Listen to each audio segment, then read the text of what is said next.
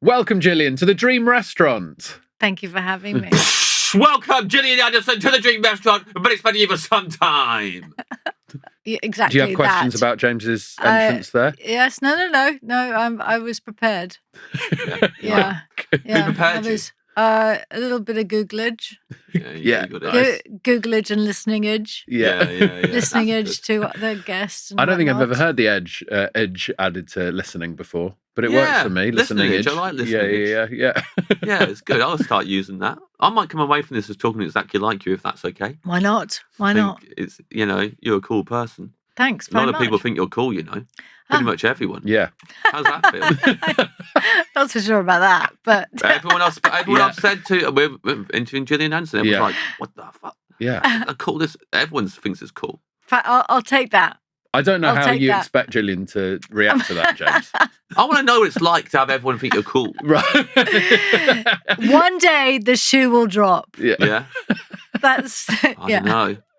But also, everyone thinks Gillian's cool. Sure, I agree with that. But imagine if Gillian was like, yeah, everyone does think I'm cool. Then immediately of not course. cool. Yeah. Yeah, then you stop being cool, don't you? Yeah. If you're arrogant about it.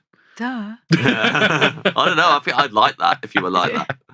Yeah. If you were bringing Durr back. Yeah. If I was bringing Durr back. Yeah. I think that's great. Bring Durr back, I reckon. Yeah. Yeah. I think Billie Eilish tried to bring Durr back on that song. It kind of worked for a little bit. Wait, which song? Can you sing a bit to me?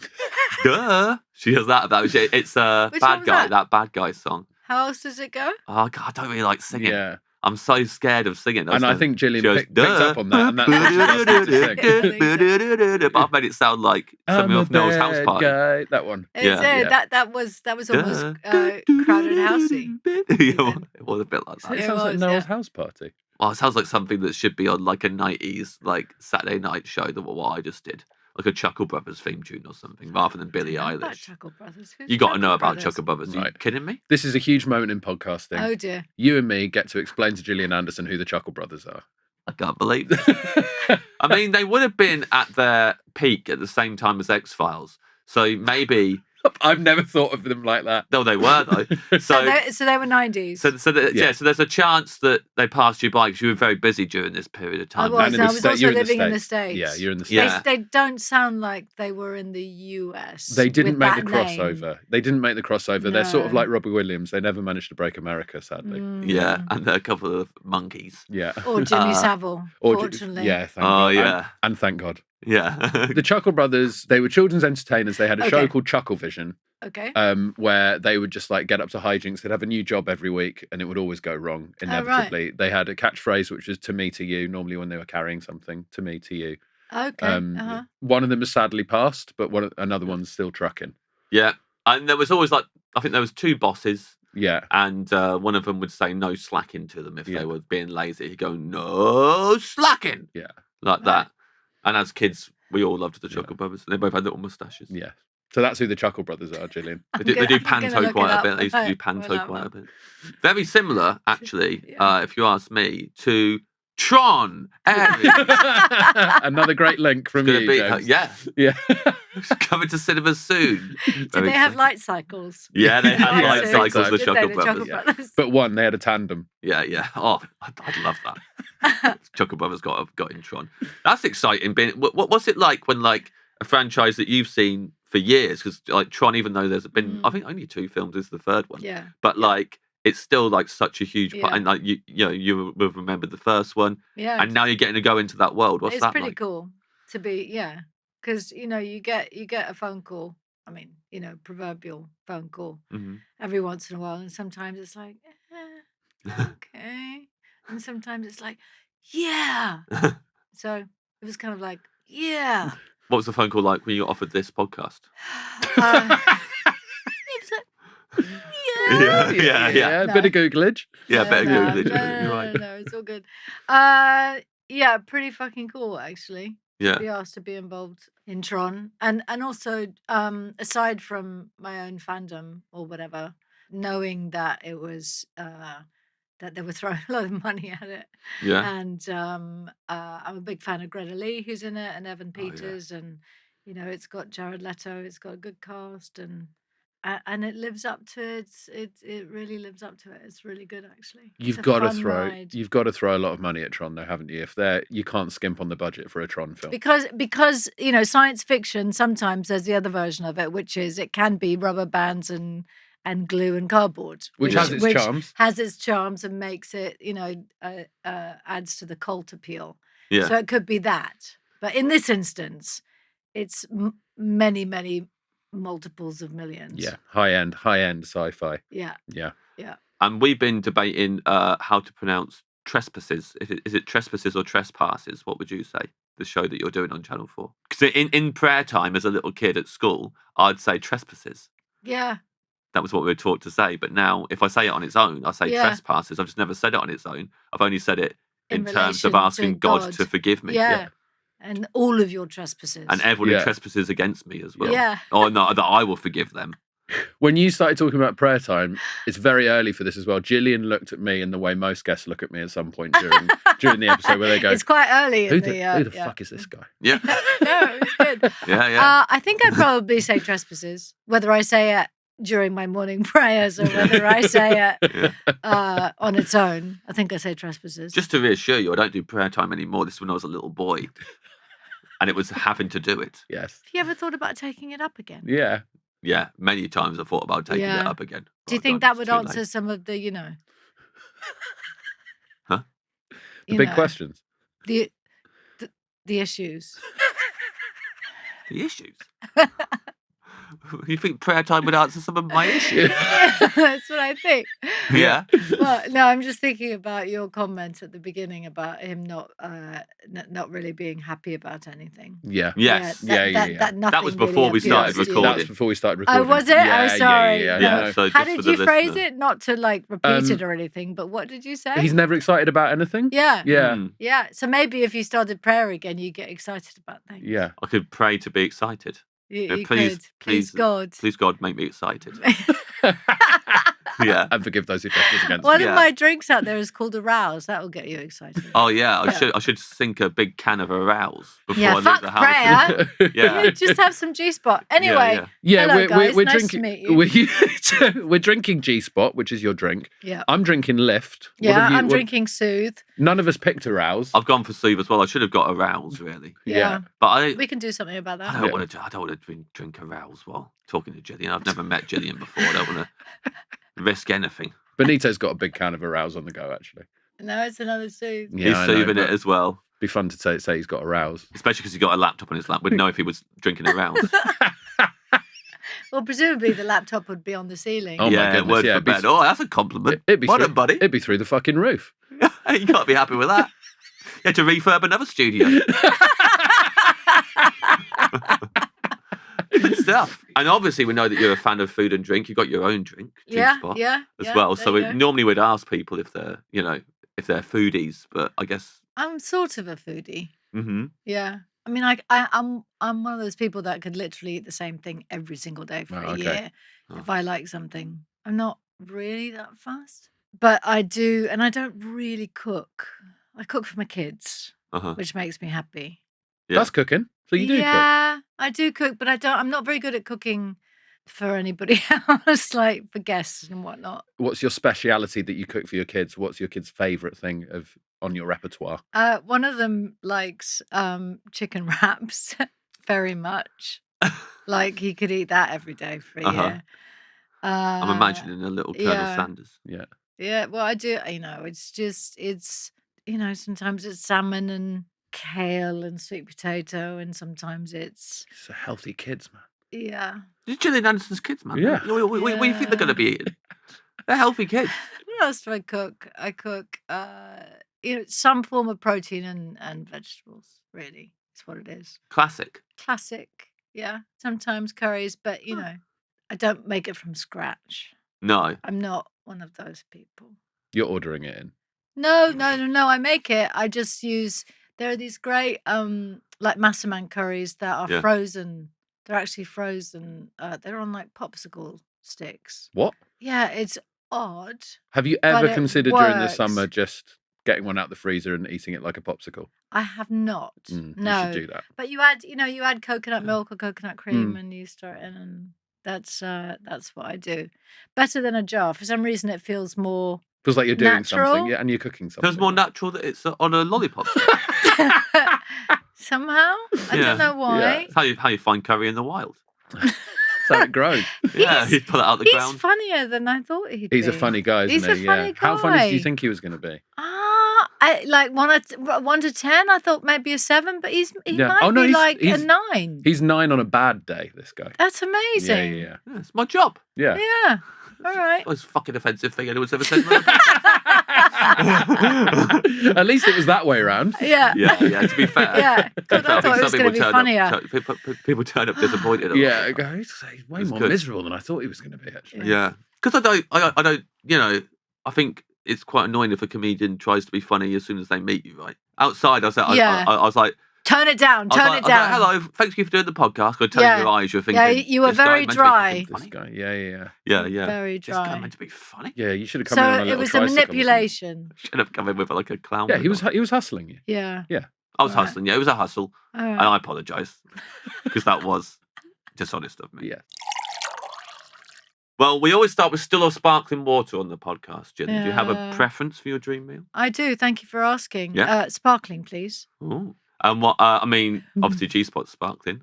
It is, yeah, So, because no coincidence. because I like sparkling. You do like the bubbles. Yeah, I do. They're not meant to be good for you, though. They're not meant to be good for your gut or your teeth. Yeah. I've heard this, but we've got to just relax, haven't we? Come on, we've got to have some fun now and again. Yeah, push the boat out. Yeah. Have a bit of sparkling water. You can't walk through life going, "Oh, is this good for my teeth or not?" Just get stuck in. Yeah. We've heard it not being good for your teeth on the podcast before, but I haven't heard someone say about the gut thing. Yeah. Yeah, I think it's, all the air. Just the air in your gut. Yeah. What it's not good for the air. It's not. No, it's not good for the air. Is not good for your gut. Oh, the air is. So don't breathe. I think. Don't breathe. Is the vibe? Maybe in the bubbles. Maybe something to do with the bubbles. In the bubbles, not the air. The extra air. Not all the air in the world. I actually don't know what the fuck I'm talking about. I'm making it up. I'm sorry. Look, this is modern podcasting. Yeah. We can just say something scientific and pretend that it's real. And it's yes. And we'll be the biggest podcast in the world. Or politicians. Yeah, exactly. Just make it up. Mm-hmm. So Ed, as we go along. Ed is worried that now that all of the air is bad for your in general is just bad for your gut, so you can't breathe. Yes. So that's going to be stress for him now. So well done. That's Ed for ages now. Yeah. Every time he breathes in, all scared. Yeah. But you say it's the bubbles get in. I don't know. And then pop. The I bubbles say burst. I don't know what I'm talking about. Is what I say. Yeah. I believe you though. Yeah. I believe you. I think you'd know. But regardless, yes, they are sparkling because I like sparkling, and also that they all have an apple base. Because I mix apple juice with sparkling water in my life. Yeah. Just at home, you do a little. What are your ratios there? Good. Very good question. It's important. Yeah. Half and half, probably. It should probably be 1/4 to 3/4. Heavier on the water. Sure. But it depends. Over the years, you've gone up with the apple juice, I imagine. I actually am more likely to have more apple juice while eating a meal. I'm more likely to have more water in between. But I shouldn't be having either. Really? You shouldn't have apple juice either? Well, you shouldn't really have... What's that? No. There's so many things that are bad for you. Should... Well, no, but I know, but you're not really supposed... I don't want to use the word supposed, but they say if you have fruit at the same time that you're having food... It causes fermentation, which is also not good for your gut. Obviously, I don't listen because I drink it with you can ferment your gut, yeah. Oh my God. Although some fermentation is good for your gut. Again, I don't know what the fuck I'm talking about. I'm just saying. Because I thought fermented things, like kimchi and that's supposed to be good for your gut, right? It is, but it's all the sugar that's in if you have a lot of, I'm sorry to draw... an X-Files parallel so early in the podcast, but you're like Mulder and Scully in one. You believe something without knowing it, and then you question it immediately. That can't be real. It's like both characters walking around. My girlfriend drinks a lot of apple juice. Oh, really? It got to the point now she doesn't have to ask me to get it when I'm going to the shop. Oh, I know that she'll need a new massive bottle of apple juice. What brand? Are you allowed to say brands? Yeah, we are. But I actually don't know this one because it's like I've literally got it so many times from the shop. I don't even see the label Is it in anymore. plastic or in it's a glass cardboard? bottle. It's a glass bottle. bottle. It's a glass bottle. You get a fancy. Yeah, that's a fancy one. That's a fancy one. That ain't Capella.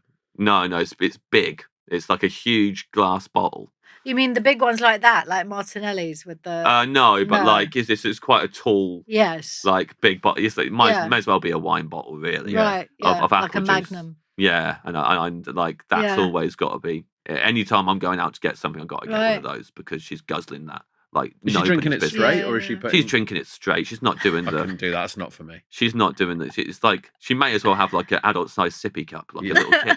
Well, that's it. I think adding sparkling water to it makes it a grown-up drink. It does. Whereas drinking straight apple juice, are you 5? Yes. Is your girlfriend 5? She's not. Just to be clear, when she was 9, which is when you met her, still to come. Yeah. She told me that when she was 9 years old, she had her first crush on a lady. She's ever had in her life. Can you guess who that lady was, Gillian Anderson?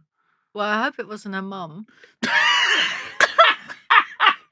I mean, sorry. Fingers crossed, not her mum. Sorry. Sorry. Why would I be bringing that up on the pod? Guess what? My girlfriend used to fancy her mum when she was growing up.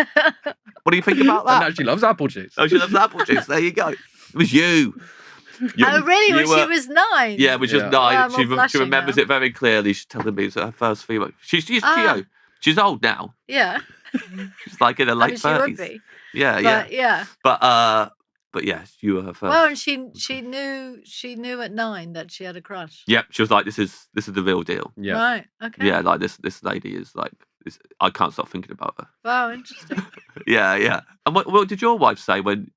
Oh yeah, I said we're interviewing Gillian Anderson tomorrow, and she went like this. Ooh. So there you go. Both of our partners are very jealous that we're speaking to you. Clearly, rather and apparently big review than us. My wife is like Les Dawson. That was my impression. Yeah. Ed's wife's quite grubby. I can't believe you missed Les Dawson. Now when was this? You know Les Dawson? Old comic. Old comedian? No. I'm going to pick my references better moving forward. No, because you don't know right. Chuckle Brothers or Les Dawson. I'm learning. I don't know how useful all the stuff you're learning is, though. I do apologise for what we're filling your head with. Poppadoms or bread? Poppadoms or bread, Gillian Anderson? Poppadoms or bread? Definitely bread. I love poppadoms, but bread's the real deal. Not the real. That's not to imply that poppadoms aren't real, but I love bread. Yeah. I love a lot of bread. Oh yeah. Yeah, I mean bread's probably my favourite thing to eat ever in the world. I could eat it all the time, every day, all the time. And do you? Or is this another it's bad for the gut scenario? No. I do eat bread. I do eat a lot of bread. What's your go-to bread? What bread is always in the house? Oh, probably bagels. Oh, nice. Yeah. Oh, lovely. We rarely get shout-outs for bagels. Yeah. That's interesting, really? isn't it? Yeah. Yeah, this is nice that we get because obviously we do this section every single episode. Yeah. So it's nice to get a bread that we don't really see get enough praise. I mean, I like a sourdough loaf, like really crispy and kind of white, bad for your gut, white flour on the inside. That's really nice with a lot of butter or really good olive oil. Yeah. What bagels are we talking about? What are your favourite bagels? Usually sesame bagels. Yes. But there's a big difference between New York is famous for their bagels. Yeah. And there's a bit like proper New York bagels. They just taste different than other bagels. And I don't know what makes the difference. Well, we've had some guests from New York on this show, and they claim it's the water in New York. So they apparently the tap water in New York and the water they get is different to everywhere else in America. It's like amazing water. Is it? And it goes into the bagels. It doesn't feel like it should water? be. Yeah. What they say. No, isn't it full of drugs and? That's why the bagels are so good. It's full of drugs. Full of drugs. No, but it would. Of course, it would be. But they say it's like it's from a mountain spring. Yeah. In New York City. That's what they say. Susie Essman told us that. Yeah. Susie Essman told us that. Yeah. Yeah. She never mentioned that it was full of drugs. She didn't say it was full of drugs. I know, but if all those people taking drugs, prescription drugs, and the fentanyls of the world, are then peeing, you can't filter all of that out. I hope you can. Well, in tap water, are you saying every time we drink tap water, we're drinking pee? Aren't we? Hold on. Are we drinking piss? What are you saying? This? Sorry. We're just drinking piss. No, How but long has it's that been all the case going for? in. No, but it all goes into the water and the filtration, the sanitation systems, doesn't it? I mean, it's not all coming from London. It's not coming from the glaciers. Where? No, sure, but I'm assuming that they filter it well enough that there's almost no piss in it by the time I'm drinking it. No, it's not. Well, the piss is the least of your problems. Okay, tell me more of my problems. All the drugs and everything that's left over, because the particles of the drugs is smaller than the particles of your piss, isn't it? But it's all like drugs that was in your piss. It's all piss drugs. Gillian, how have you wandered down another blind alley where you're claiming to know the size of drug How particles? have I lived this far in life? How have I survived? I know nothing, and everything that I do know is bollocks. Be a great episode. I would like it. Remake X-Files and have it that Gillian just plays both characters. Just one person who's just like, that's piss you're drinking. No, it's not. Yes, it is. This is piss. Well, look, I'm only reporting what people from New York have said. Okay. That the bagels are better because of the water. Okay. And maybe that's because the bagels are full of drugs. Yes. Maybe there's like all sorts of drugs in there. Like you've got uppers, downers. Could be. All of it. Yeah. Yeah, it could be that there's full of drugs. And all the drugs probably balance themselves out, don't they? Because they're all doing different things. Perhaps. Yeah. Yeah, so you're saying that like the uppers and uppers and the downers. We're really out of our depth because we're not very druggy. What would counterbalance the fentanyl? Well, would cocaine do it? Yeah, a bit of cocaine, surely. Fentanyl's a downer, is it? And then cocaine's an upper. I don't know any of this. Cocaine is definitely an upper. Yeah. Because I've spoke to people on cocaine. But then prescription who they're on drugs, cocaine. There'd be like loads of antidepressants in there. So that'd be good. Bagel cheer you up. Bagel cheer you up. Bagel cheer you up. Yeah. Because of the antidepressants. Yeah, so that's nice. Yeah. Did you find that the bagel cheers you up when you have it in New York?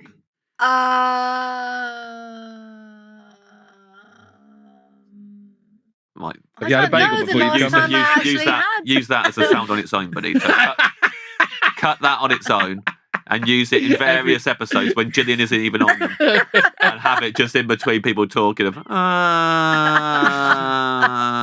If only if you're watching this episode will you be able to see that Gillian did a full 360 rotation. Not 360, because actually when I got to there, my neck actually hurt quite 360 a lot. would be impossible. Yeah. That would really be X-Files. Yeah, that would be that'd be full X-Files. If you did that, I'd go, whoa, that was X-Files. So I could play the monsters as well. Mulder and Scully and the monsters with my. Well, it's a one-woman show, right? So yeah. Full 360 of the head. Yeah. So are we giving you New York sesame bagel as the bread course? See, I don't think so. No. Not based on what my main is. Okay. So you'd like the sourdough? No, it feels like it needs to be more. I probably, even though it traditionally it wouldn't suit, it feels like it would suit for other reasons, which is a challah. Oh, yeah. Yeah? Lovely. Yeah. Yeah, we've had that chose on the podcast before. Oh, yeah. I think Ben Schwartz chose that. Yes. Yeah. What did De Niro choose as his... he didn't choose anything. He chose whatever's good for every single course. Yeah, we had to choose it for him because... And Joe, what? A lot of guests had a problem with that. And were like, why has he not chose his own menu? Why didn't he do the prep? I think it's very insightful into the life of Robert De Niro that you just learn that what he does now is turn up at a restaurant and the people there just bring him out whatever they think is best. And I think that's interesting. Yeah. Is that a truism? Did he say that? Yeah. He and for everything we asked him, he went, I like whatever's good food. And then we did have to say, Robert, we're going to be asking you the whole time what you want. So just so you know, it's not an aggressive act. It's just the the format of the podcast. Dicks. Yeah. And the answer is always, why did Robert De Niro do that? Is Robert De Niro can do what he likes. Yeah. Right. Yeah. And you can do what you like. Yeah. To be honest as well. But we're glad you're picking something specific because that does make the chat way easier. But there you go. I mean, you must know some of those people, actors and whatever, who just turn up and they just go, just bring me whatever's good. You must have met some people like that. You don't have to name names, but I'm sure you've come across that before. I don't know if I do. I feel like I've known a couple of humans in my life, not necessarily actors, who properly trust the people within the restaurant to make that decision. Mm-hmm. But I think I'm too controlling. Right. I mean, when you look at a menu, you are deciding what you actually feel like at that moment. And what if they brought you something that you didn't feel like? Yeah, absolutely. I agree with you. And I'm looking at a menu before I go into a restaurant. Do you do that? I look online to do my research. Do you? Yeah, big time. Was that prior to doing this podcast? Yes, prior to doing this podcast, yeah. It's kind of one of the reasons why we do this podcast. Because we're both obsessed with food. Already our person. Sometimes I'll be going to a restaurant and it's like, where are you going? Right. And then when I'm on my way to that restaurant, Ed texts me what he would get at the restaurant because he's looked at the menu online. Oh, wow. And knows what he would get. That's funny. He can tell you any menu of any restaurant in London. Really? Yeah. No, absolutely not. He can recite it. You can't. Like Devon Brown. I'm so interested in this. So how often do you go out to eat? Yes. Probably less than I used to. Maybe a couple of times a week. But for a special meal out twice a week, so it's not really special anymore. Do you try to always choose new places that you haven't been to before? No, you got to go for the old classics sometimes. It's like you say, sometimes you're just in the mood for something certain, so you go to the old classics. But I do like trying new places.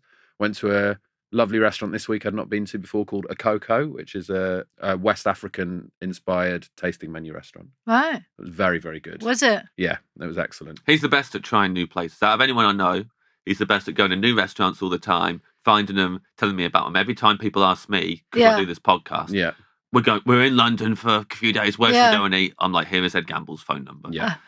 I'm afraid that is who you need to It's talk basically to. my job now is recommending restaurants to people in London. Right. Yeah. Have you ever watched that documentary by the food critic in Los Angeles called Something Gold? He was a famous, but he would travel all around LA and go to like mum and pop's restaurants. Was he the LA Times critic or something? I know the guy you mean. It's a really good documentary. Yeah. He literally changed people's lives. Like meant they could put their kids through uni and stuff because he would give a review of just this tiny hole in the wall Mexican or Cuban restaurant, and the next week they'd have lines down the block. They'd be swamped. That's great. That must feel really good to be. I think probably my favourite part of doing this podcast is when we mention a place and then people come up to us and go, we went there because we heard it on the podcast. And that must have been great for that guy if he's writing those reviews and then seeing that difference being made. But also he really cares. He really knows his foods and knows the questions to ask about the ingredients. And well, yeah, we know what that's like.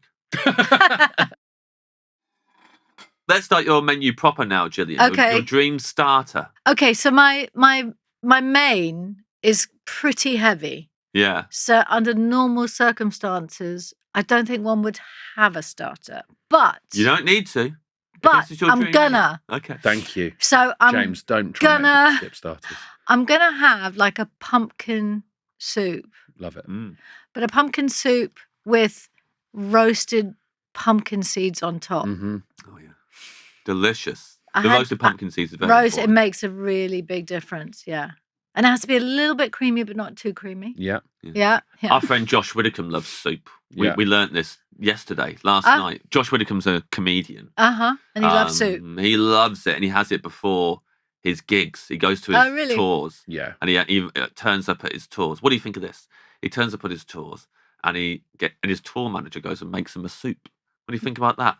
Wow. It's all right for some, isn't it? Yeah. Because Josh says he's not allowed to use the microwaves at the theatres because that's for the staff at the theatre, and the tour manager's allowed in that little room. They're like the kitchen room where all the people who work at the theatre. So where does he make him the soup? In the microwave in that little room, in the little staff room. And Josh has got to sit in his So the tour dressing manager's room. allowed to do it, but Josh says he's not allowed to use the microwave, so he just sits in his dressing room waiting for his soup to be delivered to him. Oh my goodness. He thinks he's That's not allowed. funny. That's what he's saying. Yeah. But I reckon he is allowed to use the microwave. He's just lazy. And Yeah. He's getting the tour Do you manager. agree that there are two types of people in the world? There are soup people and there are people who don't like soup. I think there's got to be. And it's pretty much 50-50, I'd say. Do you think? Yeah, in the world. Yeah, down the middle.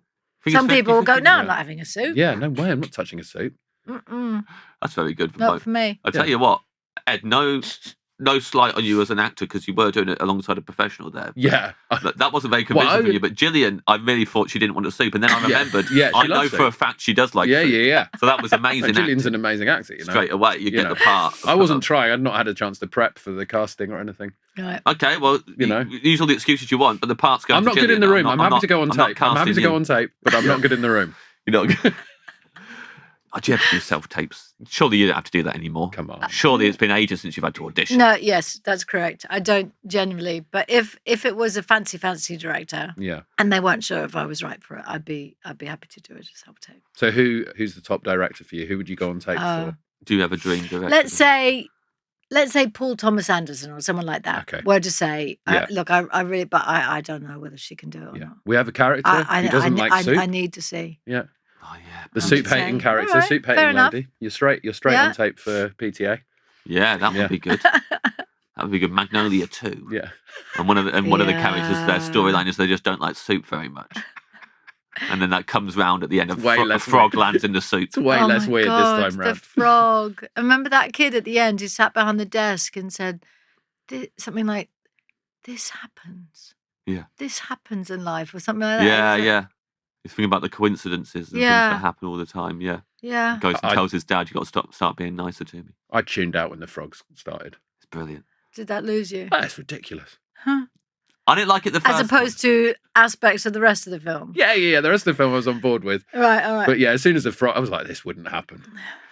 No way, Jose. We all remember the ages, like, the age we were when that film came out. Yeah. It was like nothing we'd ever seen. So, like, I remember watching that film and, like, loving the beginning so much that lists all these different coincidences and a bunch of, like, short stories. And I was so on board and thinking, the ending is going to be like all of those coincidences.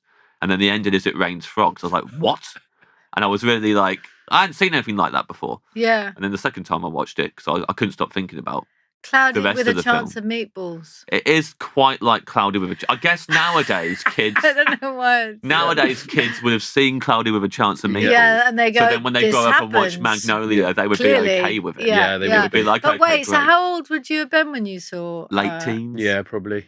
So what did you think of the whole Tom Cruise character? Oh, or any of it, actually? I thought that guy's speaking a lot of sense. That's what women are like. No, I thought. I mean, it was just like I was familiar with Tom Cruise already, so I was like, I've never seen Tom Cruise be like this before. I think it's a pretty amazing character. So also, I hadn't seen many characters that are just out and out clearly wrong for the whole film, but also be painted in the end in a little bit of a sympathetic light in a way. Yeah, I just thought it was a really different character to what I was used to seeing in films. I only remember the frogs, really. I don't have as good a memory as James, so I remember the frogs. I've seen this film. But you remember food? I remember menus and the frogs. Those are the two things I remember. Yeah, I don't know how. Do you like eating frogs? I have eaten frogs' legs in the past. Yeah. I think they're fine. I wouldn't go out of my way to get frogs' legs. Right. Chickeny. They taste like chicken. They're chickeny. They're a bit stringy. They're a bit stringy. Yeah, a bit stringy, a bit fiddly. I'd say you don't get a lot of meat on a frog leg. No, you wouldn't. No. So I wouldn't go out of my way. I'd rather have a chicken leg, to be honest. Would you ever lick a frog? I'd lick a frog, sure. Sorry, the drug, the hallucinogenic frogs. I mean, I may as well lick a frog. I'm drinking tap water. Yeah. It's all the same thing. Have a frog swimming around in some New York tap water and have a good weekend. Would you lick a frog? I don't know. I don't like hallucinating. Have you ever hallucinated before? I have. I have quite a lot in my younger quick years. Glance to the hallucinated. Yeah. Love seeing the old quick glance to the PR.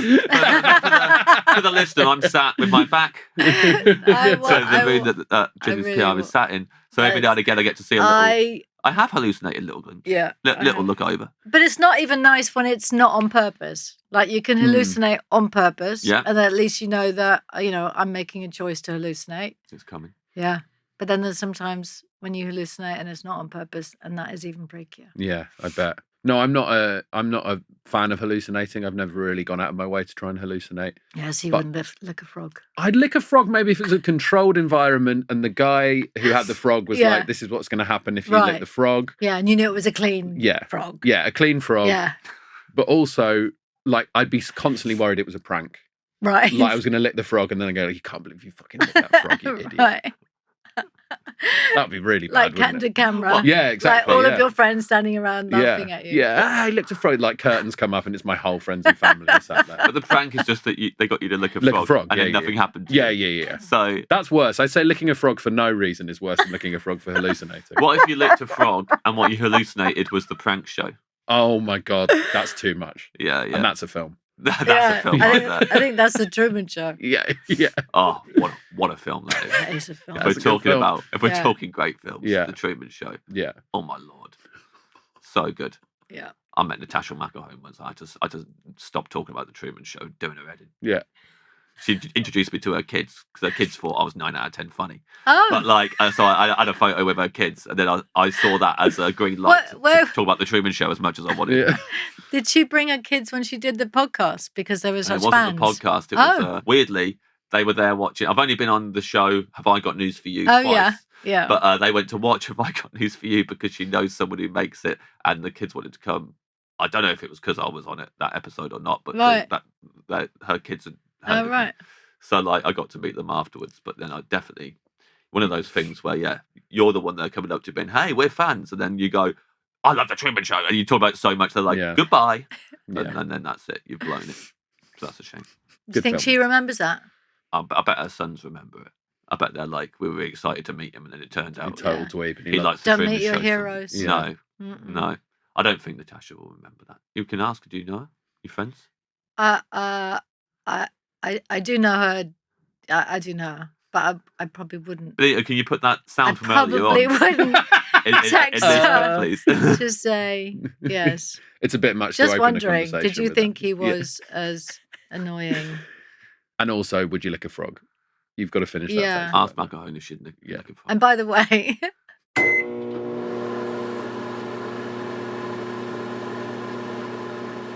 your dream main course. Okay. You say this is quite substantial. yeah, Thanksgiving dinner, Oh yeah, that is American substantial. Thanksgiving. Uh-huh. Does that count? Am I allowed to do that? Yeah. Of course you're allowed to do All that. right. We haven't had English guests choose it yet. Right. Have we had an American guest choose Maybe Thanksgiving not. dinner? We've definitely had English guests choose Christmas dinner, A lot. Yeah. British Christmas dinner, Yeah. but I don't think we've had the full Thanksgiving dinner. Yeah. Mhm. So this is great. Let's talk about all the Okay. components. Yeah, there's lots of components. You asked about sides. It's Yeah. all sides. Yeah. I mean, Mhm. you've got one big bit in the middle and then everything else is a side. Yes. It's have you ever had a Thanksgiving dinner? Once, but it's Yeah. Canadian Thanksgiving.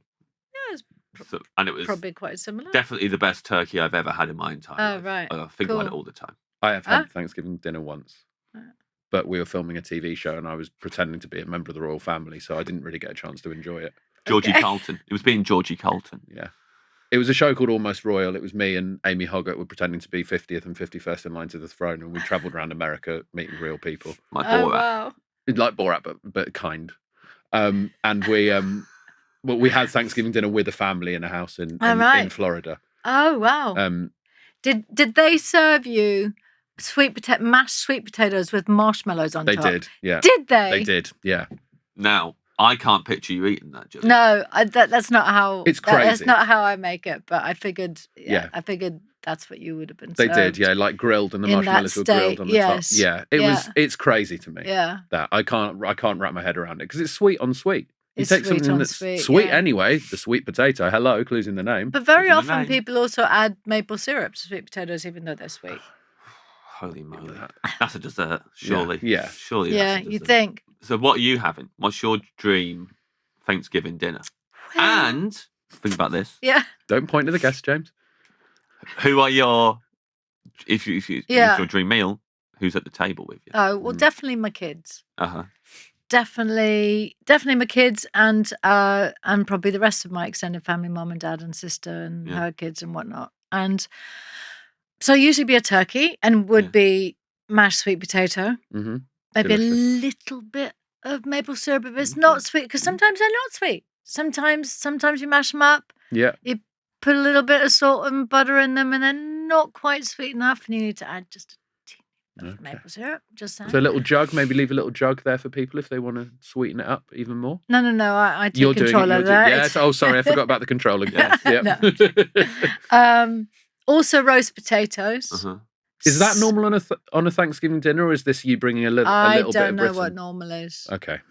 Sorry, I don't. That's No. good to admit that. Yeah, I Not a really lot of actors do don't. admit that. Yeah.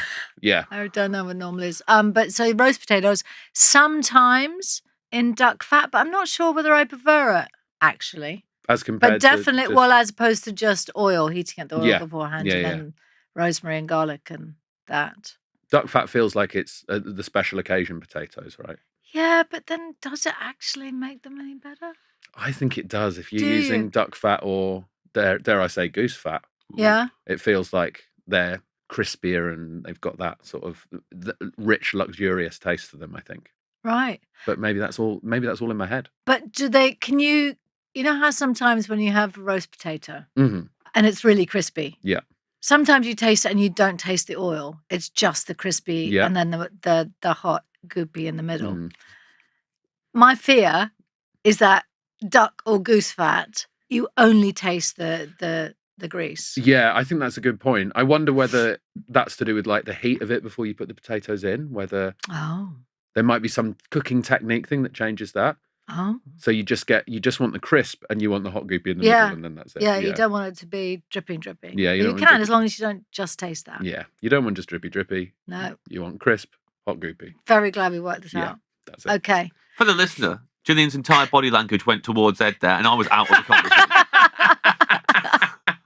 Gillian trusts me on the roast potato. Yeah. Gillian's got a lot of questions for you. Gillian, I have a question for you. Yeah. Along with all the guests. Yeah. Just for the dream meal, you can have 3 of your co-stars at the meal as well. Oh yeah. Throughout your career. Yeah. What 3 co-stars would you like gosh. at the table for your dream Thanksgiving meal? And this is no shade on anyone who doesn't get picked. 3 is a very small number. Yeah. Hannah Einbender, I just worked with. Yeah, right.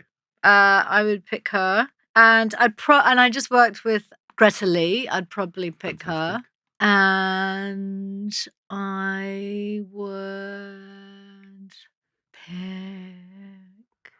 Gosh, this is interesting. How about Olivia Colman? Oh yeah! Wow, what a that's a nice triptych. Yeah, that'd be a lot of fun. I mean, I wish we had access to the inner monologue where you ran through people and went, no, not them. no. I actually didn't land on anybody else in between, but yeah.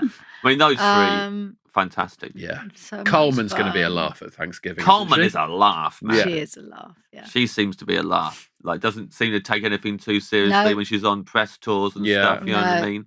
Like, she's promoting that film The Roses at the minute. Yeah. Her and Cumberbatch are just going around having a right jolly. That's good. I've become hooked on all the. I watch YouTube too much, Gillian. It's just like it's a problem. That doesn't surprise me. Trying to put it down, well, and like I just got so into watching the 2 of them talk about The Roses. I don't think I'm ever going to see The Roses. No. But like, absolutely, just love watching the 2 of them try and guess each other's films, guess lines from. How long are your holes? Pardon me. When you go down the kind of question. Yeah, I know exactly what you mean, Gillian. But when you go let's have fun with what it sounded like. A YouTube rabbit hole. How long do you wake up after how long and go, oh my god? I mean, there's my afternoon. Yeah, I don't know, but like my screen time updates are getting longer and longer. But each week it goes, you average this much a day, and it's like. Are you watching on your phone? Yeah. Oh right. See, I also watch a lot of YouTube, but I'll only watch on the laptop. Phone screen too small for me to watch things on. Yeah. I'm just on it too much. I got absolutely addicted to watching videos of Dave Franco and Alison Brie talking about their relationship. Just because there's so many different formats on all these different YouTube channels. And what does that do to your relationship? I think it makes it all. I don't know. Maybe I don't go back and go. You pretend to be you're Alison, I'm Dave. Yeah. Or anything like that. But like, I don't compare. I think maybe I relate to their relationship. That's why I like watching it. I'm like, that's like us. What? The way they talk. Because Dave about Franco watches 8 hours of YouTube a day. Yeah, he just watches 8 hours of YouTube, and Alison Brie's worried about him and fancies Gillian Anderson. I mean, they talk about their cats quite a bit. We've got cats, right? And I just like the way that they talk about. That cracked him up. How they met. Yeah. Because it's so ridiculous. He's laughing, imagining watching the videos. He's so ridiculous how much I care totally committed. Yeah. I just say, I think they seem like good people. Oh, right. I like watching them, thinking, they seem like good people. Yeah, actually. You're too deep into this YouTube thing, man. Have you ever met them? No, and I can't now. Well, we can't have them on the podcast now because anyone who's listening who represents them for PR stuff. Yeah, I would say no, he's a stalker. Absolutely not. Creepy Keep boy. them away. Yeah. Even if they came on together, that would be the worst, actually, if they came on together. Yeah. That'd be the worst. I'd know too much about their lives, how they met, how they feel about each other. It would be bad. Even though she's got Alison Brie, which is perfect for a podcast about food. Oh, my God. Do you know Mr. and Mrs., where you fill in the... They did that. I've watched them do that. Oh, they did? Oh, I was going to say you could probably answer the question. You could do Mr. and Mrs. for them. Mr. and Mrs. and the creep. Yeah. What does the creep say? The creep's full marks. You'd be like a ventriloquist dummy. Yeah. Yeah. You proposed while wearing a mask. Really? Yeah, he did. He wore a mask that he'd kept from when they went to New Orleans together. They met in New Orleans. Oh, he's And, fucking scaring me. here he It's goes. really And then- freaky. Unbelievable. Fucking Jesus Christ. And then she was wearing like a mask at New Orleans, and then he kept that mask. And when he proposed to her, he was wearing it, and she didn't like it. She didn't think it was a great idea that he proposed like that, but appreciates where his heart was in the right place.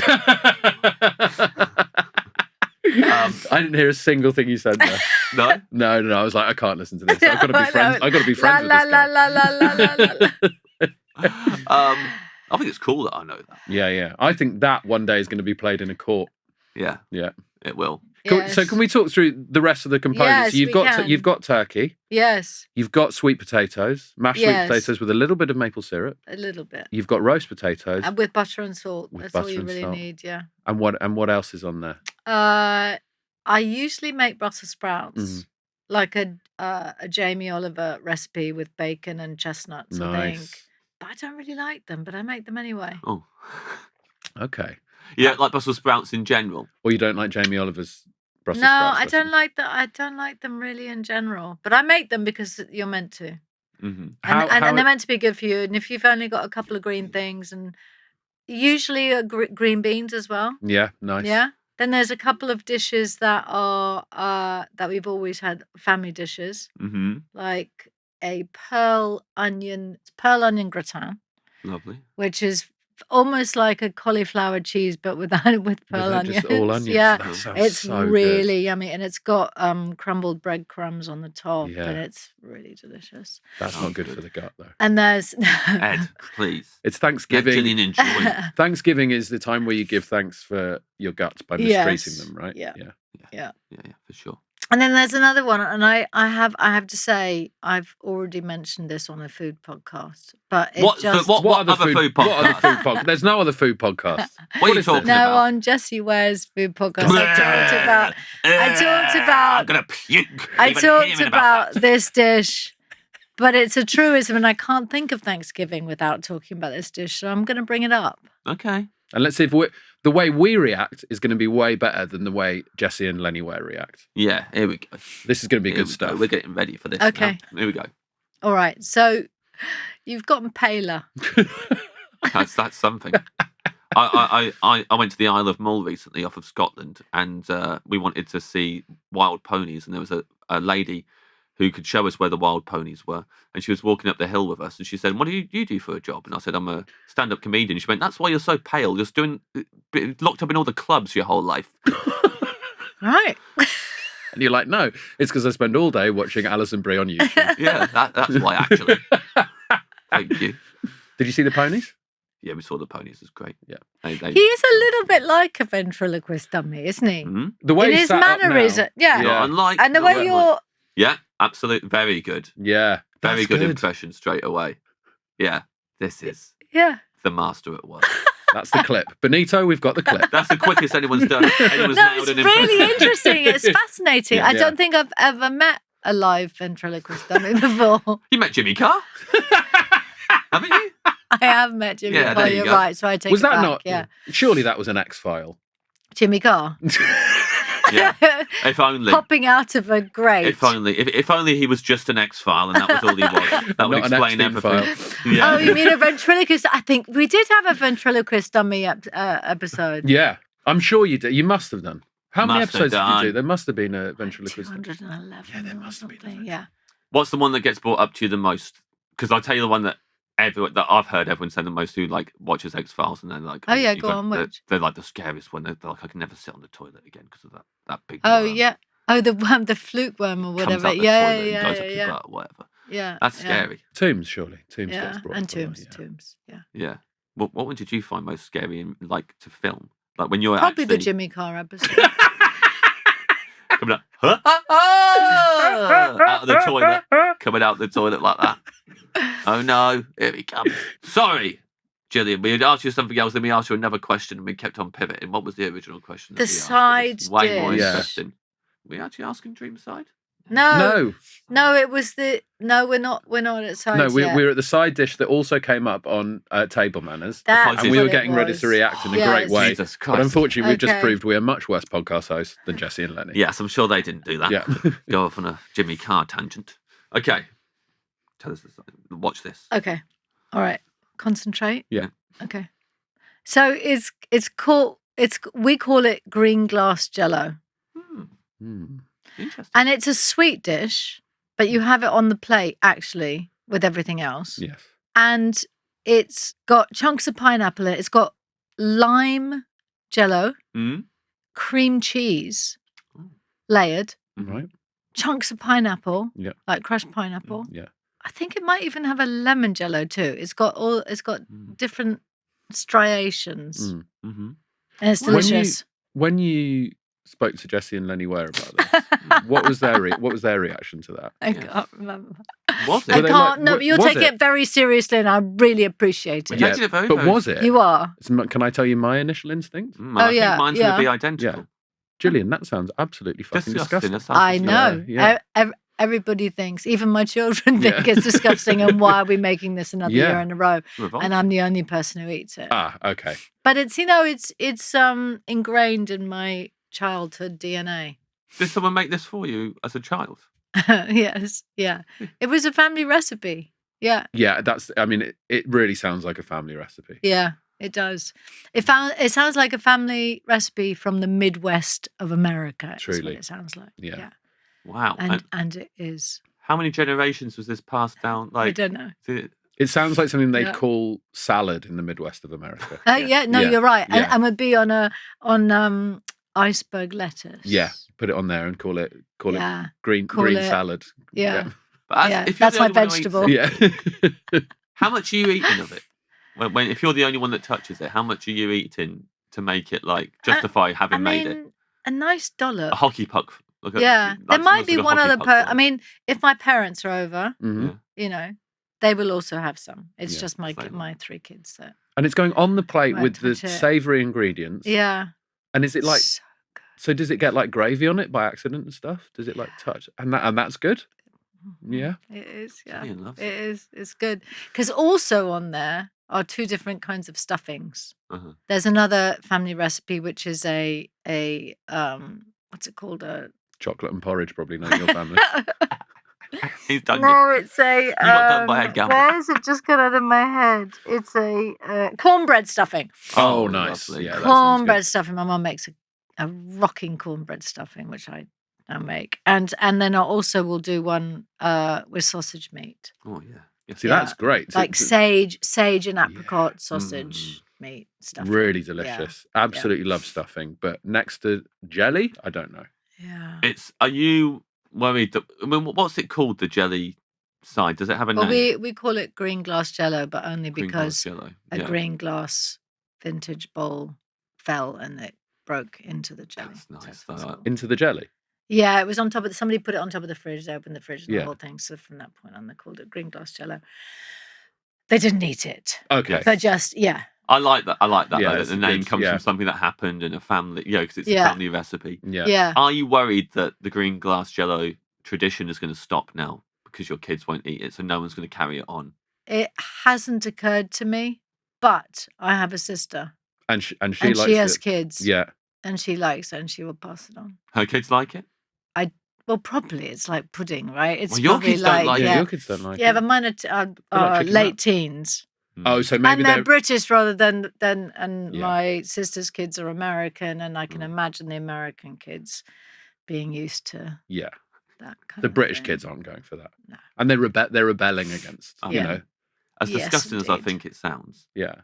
Me and my brother and sister would have wolfed that down. Oh god! Yeah. Well, no, we're little British. No, you'd have to wrestle it off your dad. Yeah. But when you have turkey, do you have cranberry jelly? No. I can do. Yeah. I have. I guess it's the same sort of principle, isn't it? It's the same sort of principle, yeah. But you only have a little bit of the cranberry jelly, right? It's just a little taste. No. Or like a schnitzel. When you have a schnitzel, do you have the Lindenberry jam and stuff? And that's chicken. That's it. It's like turkey. It's chicken. It's the same. So that's your main course and all your sides. So we get onto your Wait, dream. is that everything? Hang on, let me think. Yeah, Okay, got a bit of green, yeah, bit of orange, bit of white. This is how you remember things. You think about the Irish flag? Or Italian. What? No. Orange, not orange. Red, I think. Yeah. Mm-hmm. Bit of red in the cranberry sauce. There is. Wait, there's something else. There's something else. Oh well, the gravy. Gravy is very important. Yeah. Now let's talk about when I say gravy as a British person, very different to what Americans might call gravy. What do you call gravy? Well, sometimes American gravy is like quite thick, like it's very thick, flour based, like a sausage gravy. It might be like a white, thick, creamy sauce. Mm-hmm. But are you thinking of more like a thinner meat jus sort of situation? A meat jus situation. Yeah, nice. And you thicken it up with a bit of flour, but it's not flour based. It's not like a bread sauce. Yeah, you're not spooning it on or anything. No. But a bit of red wine in there. Yeah, nice. Yeah. Love a gravy. Mm-hmm. So important, isn't it? I love a gravy too. Yeah, very important. So important to really bring the jelly to life.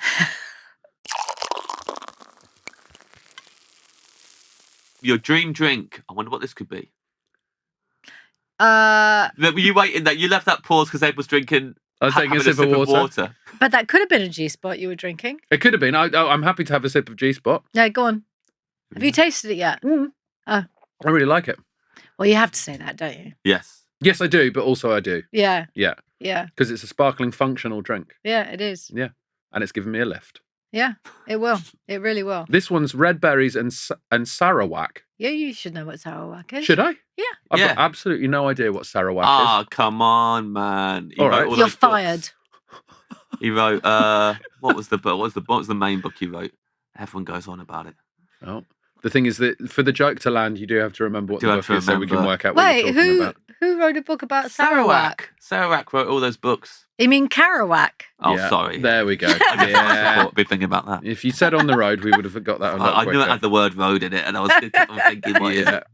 See, that's what I like the Jack Sarawak. Yeah. The herbaceousness of this, and of course, Sarawak is a black pepper. Yeah. Yeah. I've just remembered that. It says it on the can.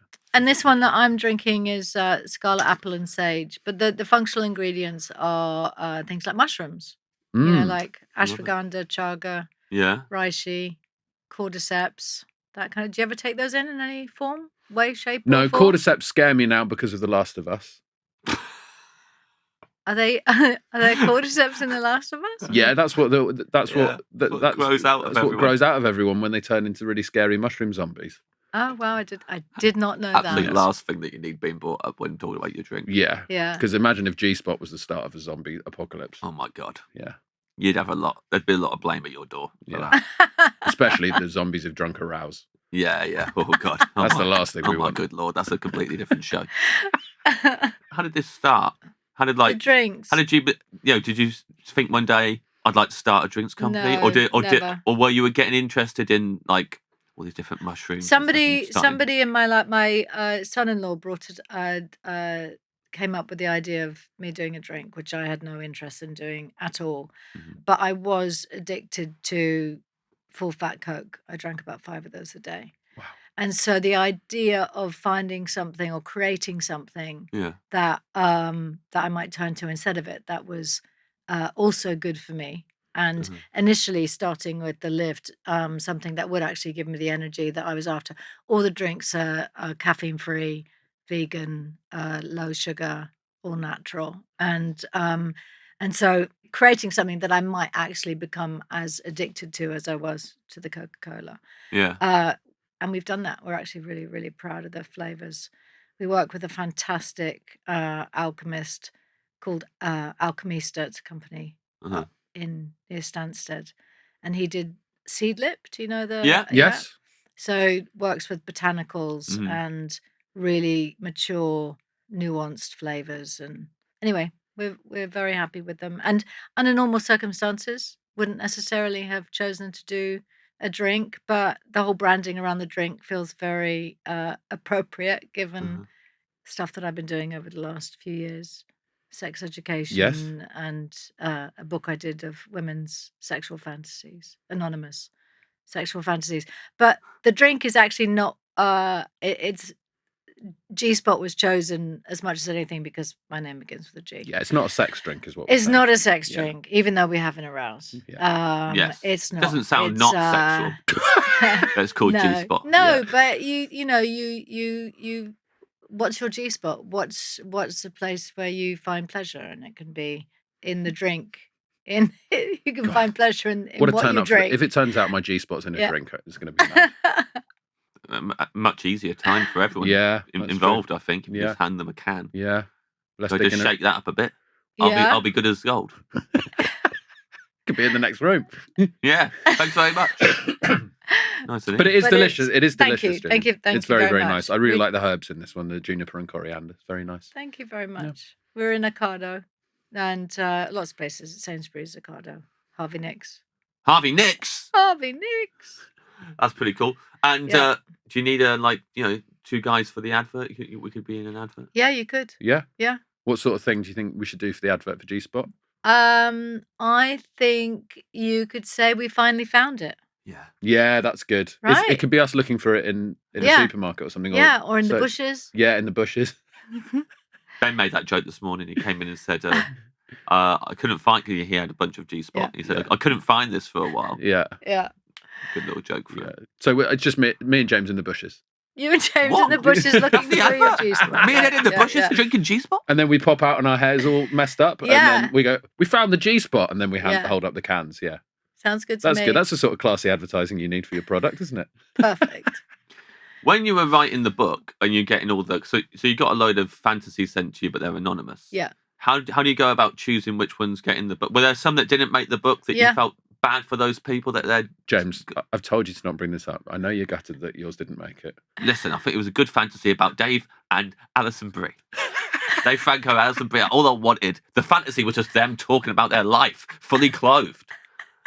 That's the fantasy. I don't see why you didn't involve that in the James, in the book. You said you wouldn't bring this up. I just want to hear them talking to each other about their love.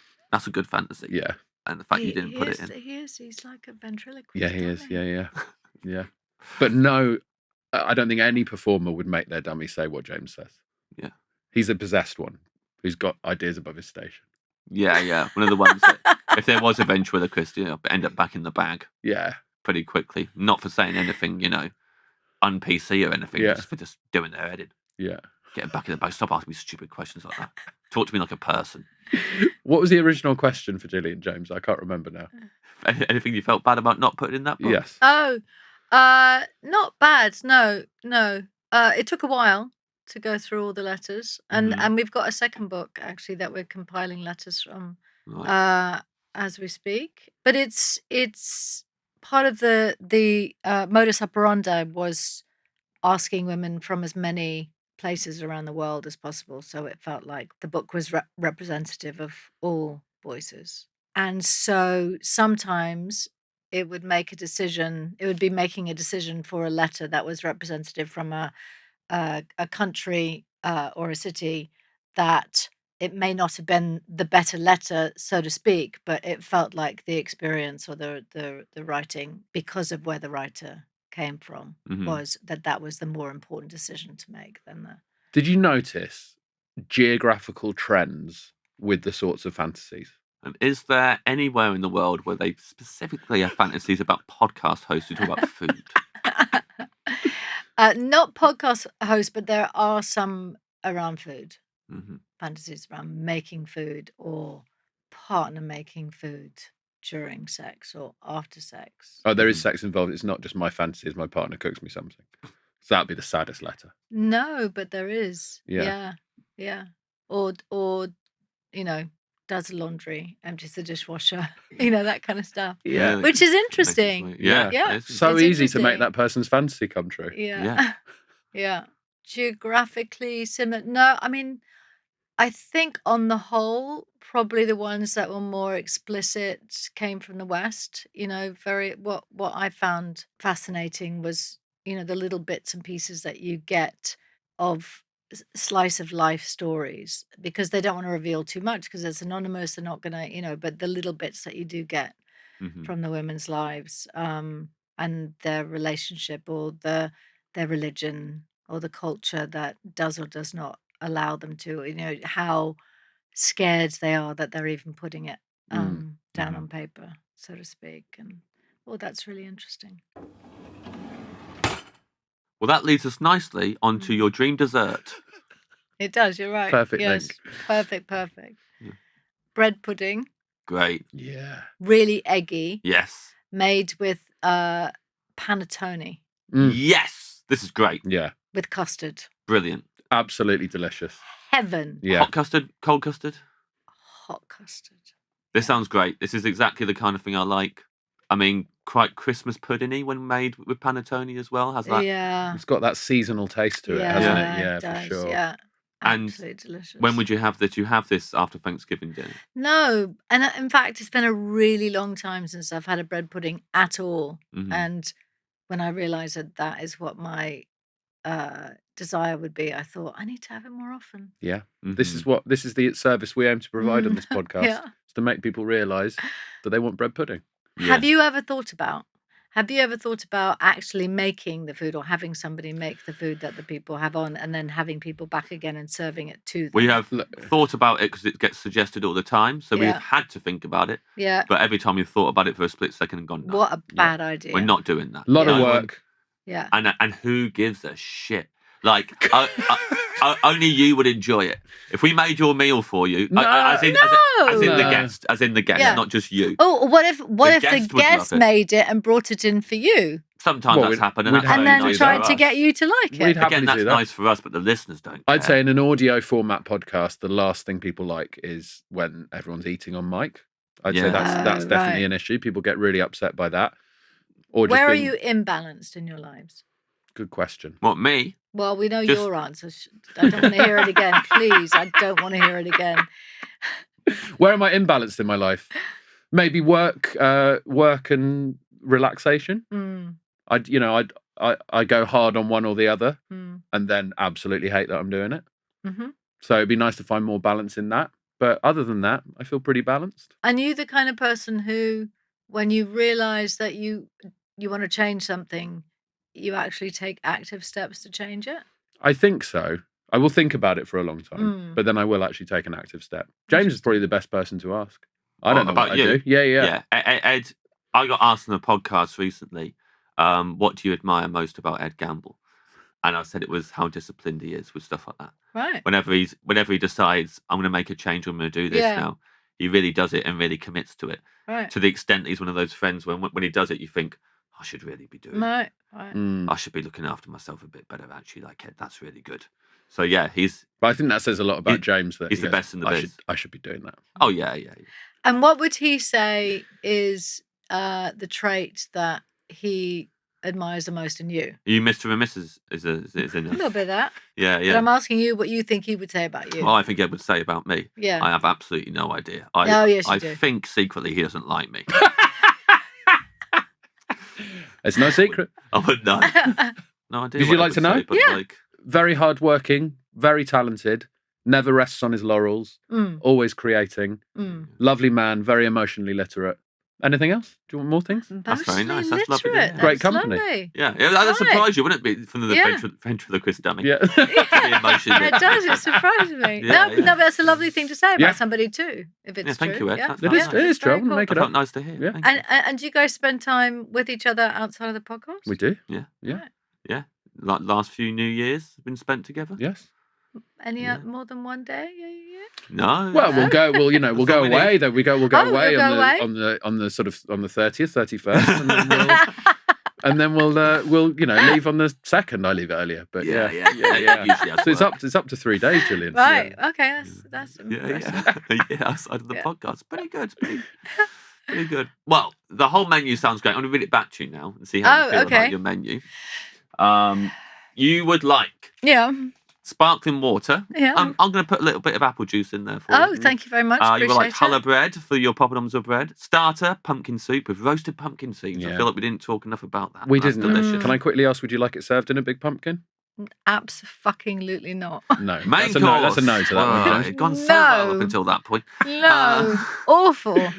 Main course, Thanksgiving dinner. You got turkey, sweet potatoes, roast potatoes, green beans, pearl onion gratin. Oh, I want that. Green glass jello, both types of stuffing, gravy, Drink, G-spot, of course. Dessert, panettone bread pudding with hot custard. Oh, delicious. I mean, I think I'm most excited about that dessert, but that's so up my street. Yeah. It's unreal. Very excited. I think that's a great menu. Well, Do you feel good hearing that back? I do, yeah. I felt it's making me very hungry. And my initial reaction to the green glass Jello was that would be horrible, but I do actually want to try it. Oh. I really want to try it, so I'm intrigued by that. So if I sent you the recipe, would you make it? Benito will make it. Benito will make it, and and bring it in, and you guys can try it together. Okay. We'll try it with the guests that we have in that day. Okay. Yeah. And if any listeners tweet the podcast and say like, "Hey, Mr. Benito, can I have some green glass Jello with a Trito?" He will make it for them. Amazing. Yeah. Send it to their house. Love it. I genuinely will make it if you send the recipe. Okay, I will. I will send the recipe. Deal. Gillian, thank you so much for coming into the Dream Restaurant. Thank you for having me. Thank you, Gillian.